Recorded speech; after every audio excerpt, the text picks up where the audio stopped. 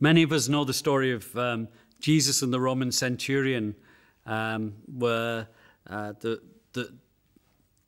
Jesus says, I'll come to your house. And he says, no, you don't have to come, because I'm a man under authority as well.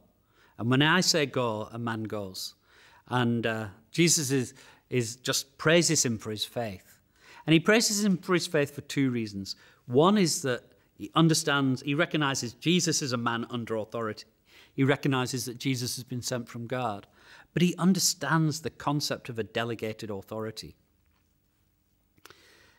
As community leaders, you carry a delegated authority.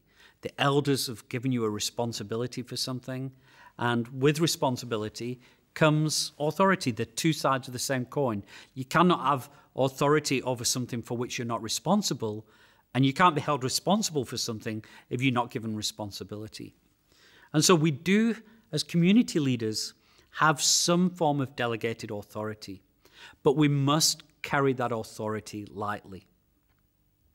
Sociologists have identified many different modes of authority. There's some people carry a legal authority, judges, policemen.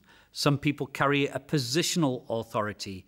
A school teacher would have a positional authority. There's ownership authority. That's mine, so I decide what to do with it. There's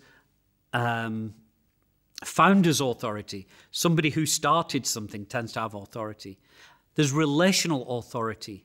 I have authority because of the nature of our relationship, like a father or a mother. There's charismatic authority. Some people just seem to carry authority because they walk into a room and they just sweep away people with their charisma.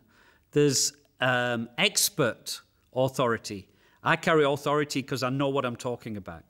And then there's spiritual or prophetic authority, which is there's a recognition of a spirituality or a prophetic voice in people, and that carries authority. Not all of those forms of authority are valid in certain contexts. But we need to take care as community leaders. How are we carrying authority? If you're carrying authority within your community in a positional sense, you're going to do yourself harm. If you're saying, you better listen to me, I am the community leader, I am a deacon, or people better listen to me, I am an elder, I think you've lost before you've started. As an elder, I think rarely there may be an opportunity or an instance where that's valid. I think I've said that twice in 20 years. But if that's the first thing we run to, then we're lost. As community leaders, the kind of authority that we should carry most is a spiritual prophetic authority and a relational authority. Not even an expert authority. We shouldn't be setting ourselves up as experts.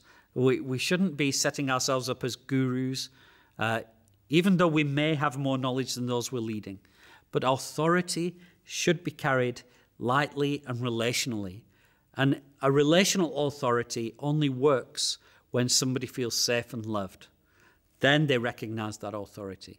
A spiritual, prophetic authority only works when the people recognize that you're leading me where Jesus wants us to go. And those are the kinds of authority that we should be carrying.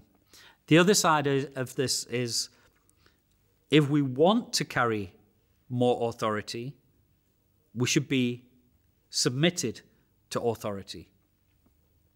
Jesus made a promise which is often misused, where he says, anything you ask for in my name will be given to you. Now, that doesn't mean I can pray and say, I demand a red Ferrari in the name of Jesus. If I could do that, believe me, I would be driving a Ferrari. What he was saying is, anything that you pray for, anything that you ask for as you represent me will be given to you. Just as when a policeman knocks on the door and he says, open up in the name of the law, it's not what he demands, but it's as long as he's properly representing legal authority, what he's saying is, open up because I represent something much greater than myself. And when Jesus was saying that, he was saying you have an authority when you're representing something greater than yourself. It's not that God's authority is subject to our whims and our desires. It's that our desires should be subject to the authority of God. Likewise, as leaders, we don't revel or try and lord it over people in our own authority, but we recognize that we are those under authority, and we only have a right to take people where the Lord wants to take them. Likewise, we need to be under authority within the authority structures that God has laid place in the church. And so, as community leaders, you are under the authority of the elders. And so the people aren't your people. They're not even the elders' people in a sense. They're God's people.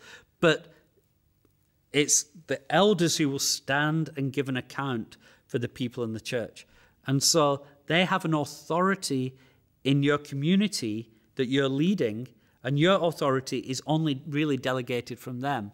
What does that mean practically? It means you should be listening to them. You should be asking them. You should be inviting them. You should be taking their perspective. You should be putting their perspectives before your own. You should be preaching what they've laid out, not what your pet theology is.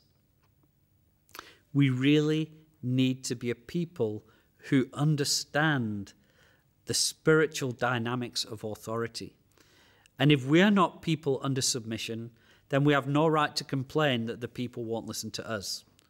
I've often seen that where I've spoken to leaders and they said, my people won't listen. And I say, there's a reason why. Because they're imitating their leaders. So we need to be leaders who, if we want to carry authority, carry it lightly, but carry it as those who themselves are under submission. The Lord warned us very clearly, do not lord it over others. Do not demand that people give you a title or a position.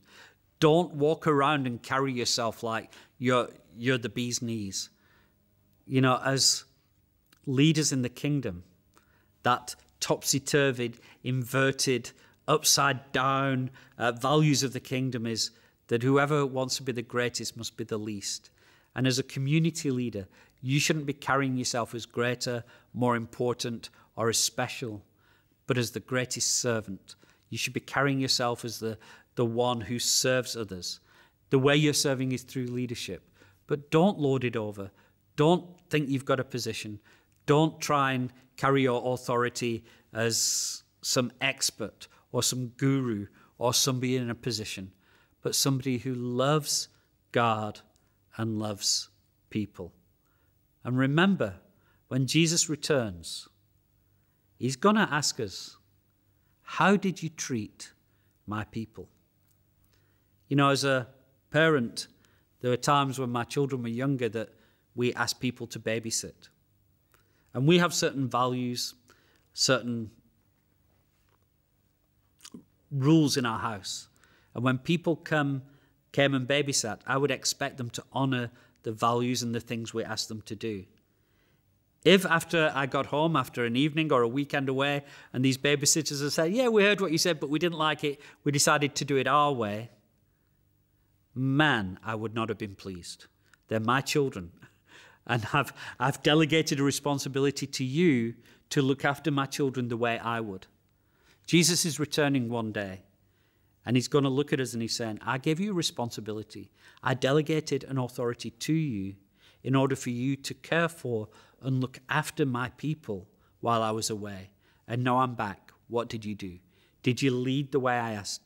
Did you love them? Did you care for them? Did you give your life for them? Or did you rule over them and try and establish an authority to serve your ego and your purpose? So let us be those who are leaders, but that carry leadership lightly, but understand there is something powerful about men and women who carry godly spiritual authority, and use it wisely and use it for the glory of God.